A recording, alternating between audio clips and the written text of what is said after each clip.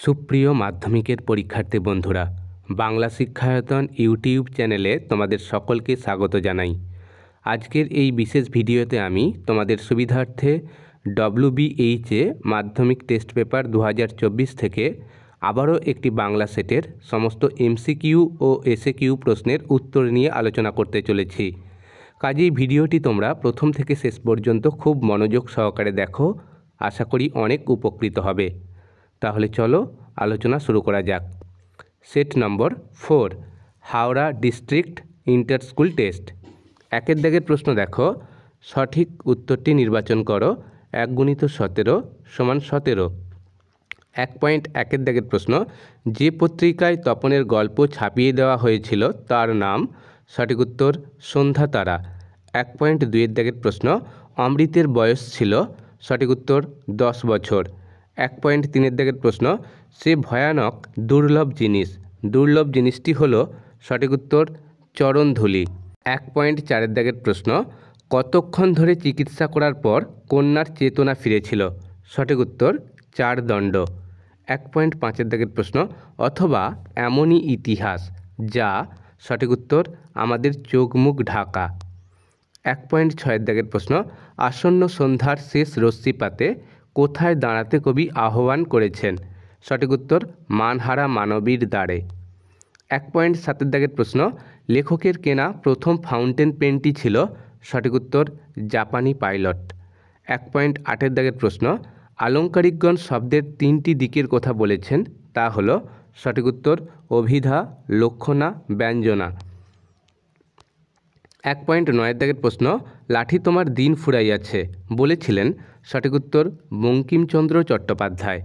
1.10 দাগের প্রশ্ন, এই কথাটাই ভাবছে তপন দিন রাত। নিম্নরেখ পদটি। সঠিক উত্তর অধিকরণ কারক। 1.11 দাগের প্রশ্ন, বাক্যের মধ্যে অবস্থিত শব্দগুলির মধ্যে পারস্পরিক সম্বন্ধ গড়ে ওঠে। সঠিক উত্তর বিভক্তি ও অনুসর্গ। 1.12 দাগের প্রশ্ন, যে সমাসে পূর্বপদ পরপদের অর্থ সমস্ত পদে প্রাধান্য না পেয়ে তৃতীয় অর্থ প্রাধান্য পায়। সঠিক উত্তর বহুব্রীহি সমাস। 1.13 দাগের প্রশ্ন, মহাকাল পদটি হল। সঠিক উত্তর সাধারণ কর্মধারয় সমাস। 1.14 দাগের প্রশ্ন, যদি কারো কাজে লাগে তাই তুলে রেখেছি। গঠনগত দিক দিয়ে বাক্যটি হল। সঠিক উত্তর জটিল বাক্য। 1.15 দাগের প্রশ্ন, হায় পুত্র কি আর কহিব কনক লঙ্কার দোষা। এটি কি জাতীয় বাক্য। উত্তর লেখো। আবেগসূচক বাক্য। 1.16 দাগের প্রশ্ন, যে বাক্যবিন্যাসে ক্রিয়ার প্রাধান্য থাকে তাকে বলে। সঠিক উত্তর ভাববাচ্য। 1.17 দাগের প্রশ্ন, জন্ম নিল ফাউন্টেন পেন, এটি কোন বাচ্যের দৃষ্টান্ত। সঠিক উত্তর কর্তৃবাচ্য। এবার দেখো 2 দাগের প্রশ্ন, কম বেশি 20টি শব্দের মধ্যে উত্তর লেখো। 1 × 19 = 19। 2.1 দাগের প্রশ্ন, যে কোনো 4টি প্রশ্নের উত্তর দাও। 1 × 4 = 4।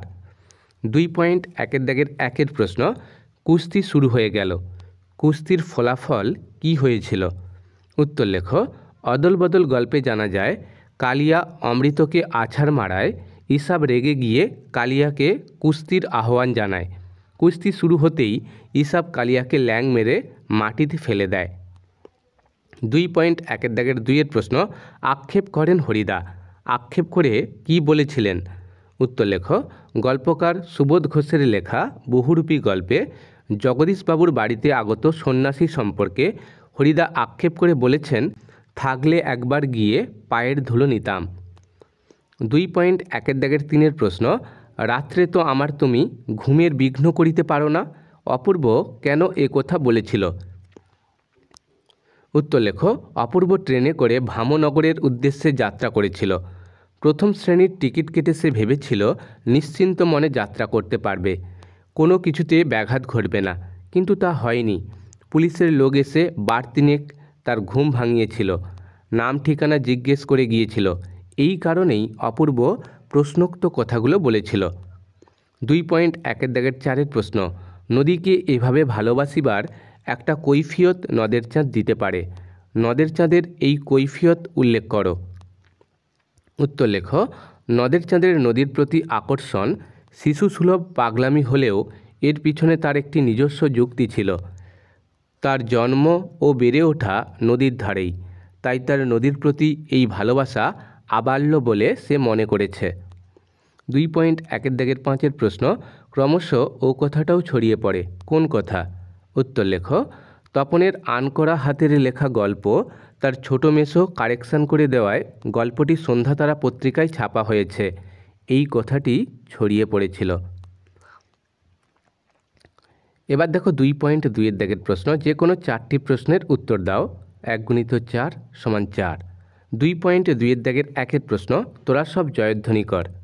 তোরা বলতে কাদের বোঝানো হয়েছে?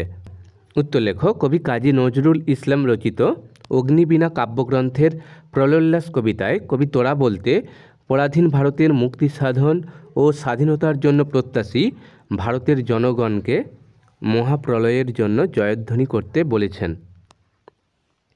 2.2 প্রশ্ন, এ কলঙ্কপিত ঘুষিবে জগতে। কোন কলঙ্কের কথা বলা হয়েছে? উত্তর লেখো। উক্তিটি মেঘনাদ পিতা রাবণকে লক্ষ্য করে করেছেন, কেননা বীরপুত্র থাকতে যদি পিতাকে যুদ্ধে যেতে হয় তাহলে জগতে এ কলঙ্ক সকলেই ঘোষণা করবে, যা মেঘনাদের পক্ষে লজ্জা ও অপমানের।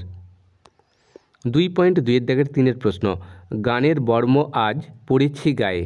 বক্তা কেন গানের বর্ম পড়েছেন? উত্তর লেখো।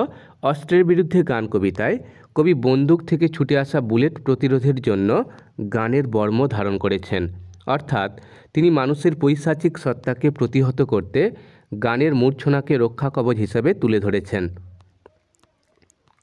2.2 প্রশ্ন, হায় ছায়াবৃতা, এই উক্তির কারণ কি?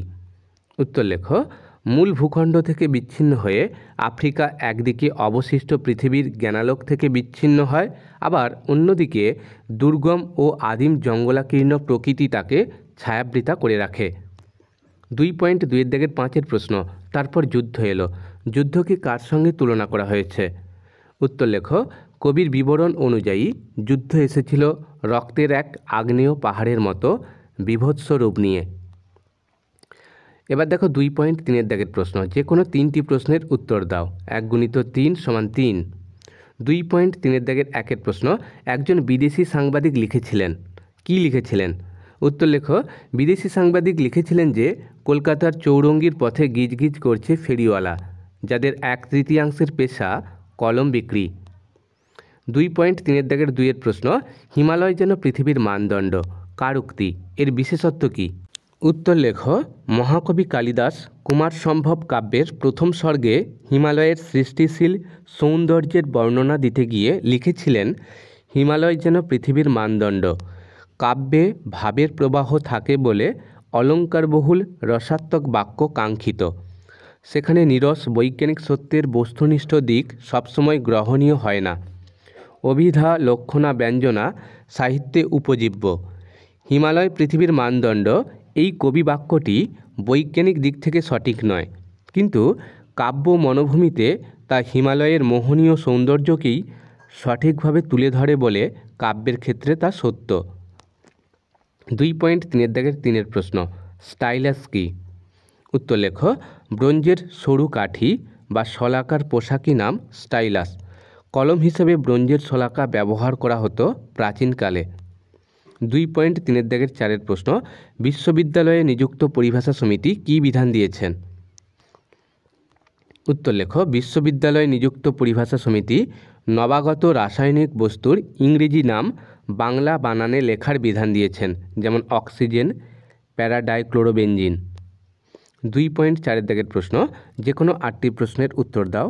1 × 8 = 8। 2.4 প্রশ্ন, তির্যক বিভক্তি কাকে বলে? উত্তর লেখো। যে বিভক্তি চিহ্ন একাধিক কারকে ব্যবহৃত হয় তাকে তির্যক বিভক্তি বলে, যথা এ। 2.4 প্রশ্ন, কর্মকর্তৃবাচ্যের একটি উদাহরণ দাও। উত্তর লেখো। কর্মকর্তৃবাচ্যের উদাহরণ হলো বাঁশি বাজে। 2.4 প্রশ্ন, খড়গপাণি সমাসবদ্ধ পদটির ব্যাসবাক্য সহ সমাস নির্ণয় করো। খড়গপাণি, খড়গ পানিতে যার বহুব্রীহি সমাস। 2.4 প্রশ্ন, সিন্ধু তীরে দেখি দিব্যস্থান, জটিল বাক্যে রূপান্তরিত করো। উত্তর লেখো, সিন্ধু তীরে যা দেখি তা হলো দিব্যস্থান। 2.4-5 প্রশ্ন, বাক্যাশ্রয়ী সমাস কাকে বলে? উত্তর লেখো, বাক্য বা বাক্যাংশ যখন সমাসবদ্ধ পদরূপে ব্যবহৃত হয় তখন তাকে বাক্যাশ্রয়ী সমাস বলে। যেমন সবুজ বাঁচাও কমিটি, সব পেয়েছির দেশ, বসে আঁকো প্রতিযোগিতা ইত্যাদি। 2.4-6 প্রশ্ন, গৌণ কর্ম কাকে বলে? উদাহরণ দাও। উত্তর লেখো, কোনো বাক্যের দুটি কর্মের মধ্যে যেটির সঙ্গে কর্তার গৌণ সম্পর্ক থাকে তাকে গৌণ কর্ম বলে, অথবা কর্তা সম্পাদিত কর্মটি যদি প্রাণীবাচক হয় তবে তাকে গৌণ কর্ম বলে। উদাহরণ, মা শিশুকে চাঁদ দেখাচ্ছে। এখানে শিশু প্রাণীবাচক হওয়ায় গৌণ কর্ম হয়েছে। 2.4 প্রশ্ন, এই মুহূর্তে মরে যাব নাকি? প্রশ্ন পরিহার করো। উত্তর হবে, এই মুহূর্তে মরে যাব না। 2.4 প্রশ্ন, তোমার গল্প আমি ছাপিয়ে দেব। বাক্যটি নঙর্থক বাক্যে পরিণত করো। উত্তর লেখো, তোমার গল্প আমি ছাপিয়ে দেওয়া থেকে বিরত থাকব না। 2.4-9 প্রশ্ন, যোগ্যতাপূর্ণ একটি বাক্য লেখো। উত্তর লেখো, সূর্য পূর্ব দিকে ওঠে। 2.4-10 প্রশ্ন, অকারক পদ কয় প্রকার ও কি কি? উত্তর লেখো, অকারক পদ 2 প্রকার, সম্বন্ধ পদ ও সম্বোধন পদ। শিক্ষার্থী বন্ধুরা, এই ছিল আমাদের আজকের আলোচনাটি তোমাদের কেমন লাগলো অবশ্যই কমেন্ট করে আমাকে জানাও। সবাই খুব ভালো থেকো, ধন্যবাদ।